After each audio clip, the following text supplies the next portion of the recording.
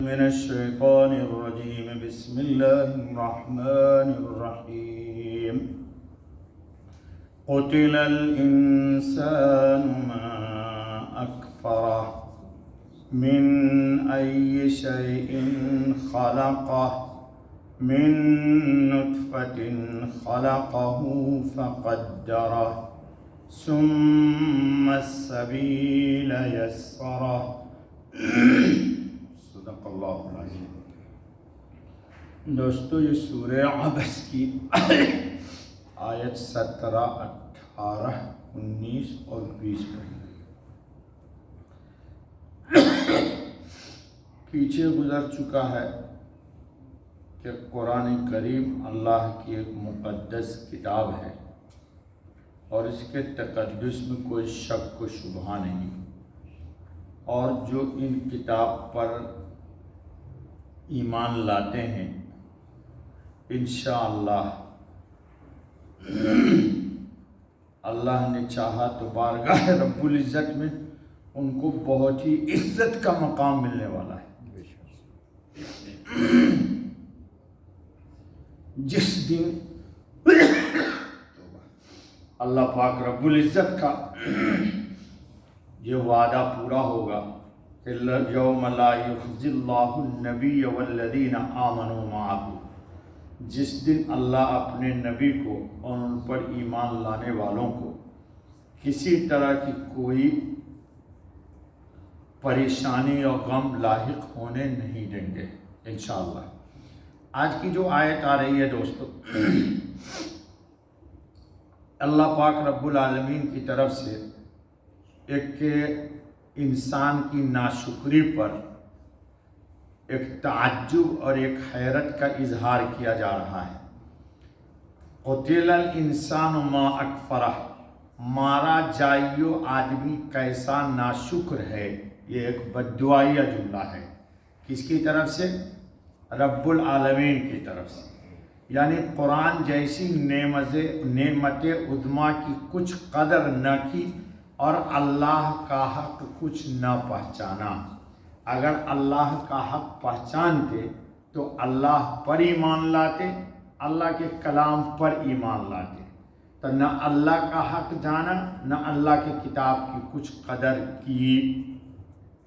یہ جو قتل الانسانوں ہے یہ ایک بدترین بددعا ہے اور تعجب بھی ہے کہ شکر گزاری اور ایمان کے تمام اسلوب موجود ہونے کے بعد بھی انسان انتہائی ناشکری کرتا ہے.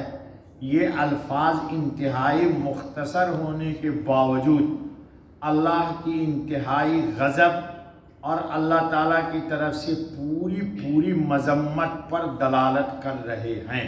یعنی ایک بددعائیہ جملہ ہے. اللہ کرے مارا جائے وہ انسان تباہ و برباد ہو جو ناشکری کرتا ہے. اس آیت کے ضمن میں صاحب تفسیر مظہری نے ایک واقعہ لکھا ہے. ذرا غور سے سن لیجئے، واقعہ بہت عجیب ہے.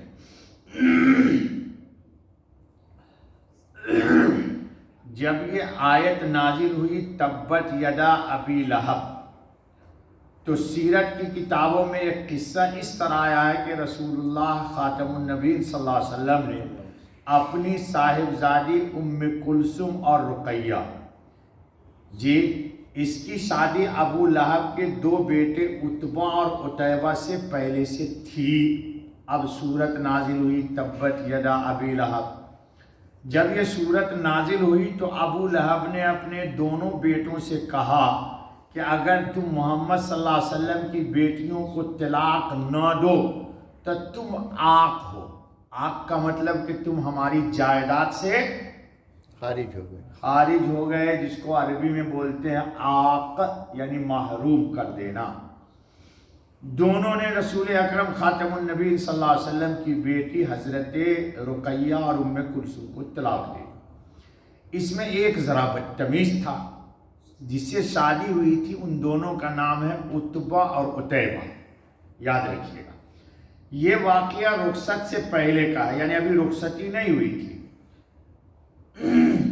ام کلثوم کو عتبہ نے جب طلاق دی تو پھر حضور اکرم خاتم النبی صلی اللہ علیہ وسلم کی خدمت میں آیا اور کہنے لگا میں نے تیرے دین کا انکار کر دیا اور تیری بیٹی کو چھوڑ دیا، اور حضور صلی اللہ علیہ وسلم پر حملہ بھی کیا اور قمیص مبارک پھاڑ ڈالی۔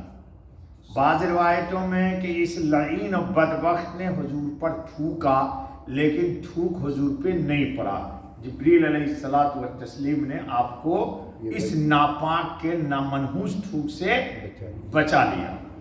حضور نے فرمایا میں اللہ سے دعا کرتا ہوں کہ وہ اپنے کتوں میں سے کسی کتے کو تجھ پر مسلط فرما دے۔ یہ نکل گیا خاتم النبیین علیہ الصلوۃ والتسلیم کے زبان مبارک سے۔ اب سنیے، ایک بار عتبہ قریش کے کچھ لوگوں کے ساتھ بغرض تجارت شام کو جا رہا تھا، شام کے ملک میں جہاں بھی زلزلہ آ گیا ہے۔ جنگل میں ایک مقام پر جس کا نام زورا تھا پڑاؤ کیا، لوگوں نے پڑاؤ ڈالا۔ رات کو ایک شیر آیا اور ان لوگوں کے آس پاس اس نے چکر لگایا۔ بہت طویل واقعہ ہے، میں مختصر سنا رہا ہوں۔ رات میں سوتے وقت اس نے کہا بھائی محمد صلی اللہ علیہ وسلم کی بد دعا کبھی واپس نہیں ہوئی ہے، مجھے خطرہ ہے، تو پہلے چاروں طرف سے اونٹ کے پالان رکھے، پالان جو اونٹ پر ہوتا ہے، پھر اونٹ کو بٹھایا، پھر لوگوں کے سامان رکھے، پھر لوگوں کو سلایا، اور بیچ میں جا کے خود سویا تاکہ رات میں کوئی ہم کو خطرہ نہ ہو۔ لیکن جسے اللہ رکھے اسے کون چکھے، اور جسے اللہ نہ بچائے اسے کون بچائے گا۔ عتبہ کہنے لگا وائے مصیبت، مجھے محمد صلی اللہ علیہ وسلم کی بد دعا سے اندیشہ ہے۔ لوگوں نے اپنے پالان اور سامان لا کر ایک اونچا ڈھیر کر دیا، عتبہ کو اس کے اوپر کر دیا اور خود اس کے گردا گرد سو گئے۔ شیر جا چکا تھا۔ جب لوگ سو گئے اور عتبہ سب کے بیچ میں تھا کہ شیر آیا، ہر شخص کے اوپر سے چھلانگ لگاتا اور ہر شخص کو سونگھتا کہ یہ وہی ہے یا نہیں۔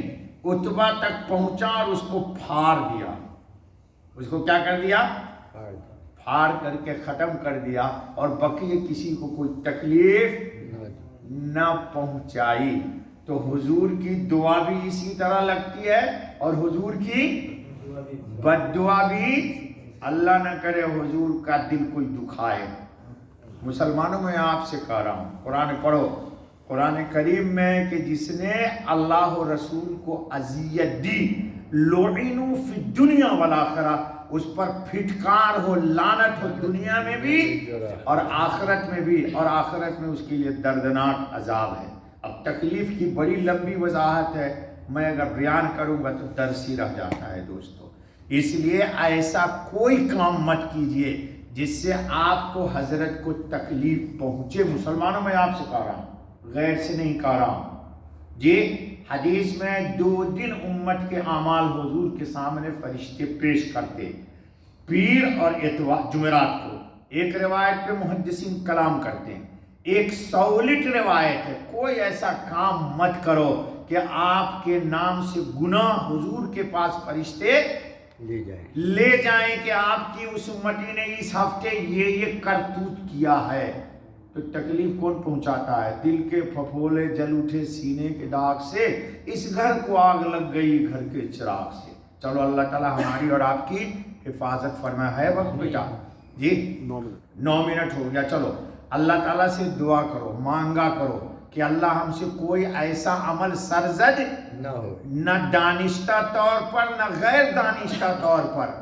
اور کبھی اگر شیطان آپ کو ابھارے تو یہ خیال کر لینا کہ میرے اس بات کی اطلاع آقا مدنی خاتم النبیین کو ہوگی، جس کے جان کی قسم رب ذوالجلال نے کھائی۔ آیت گزر چکی ہے، لعمرک، اے محمد تیرے جان کی قسم، یہ اللہ نے قرآن میں کھایا ہے۔ اگر نہ کوئی مانے تو دیکھ لے قرآن کھول کر، تو اس لیے اس نبی کو دکھ نہ پہنچایا کیجیے۔ اللہ ہم کو اور آپ کو توفیق فرمائے۔ بس بیٹا ایک ہی آیت دینا، ٹھیک ہے؟ کل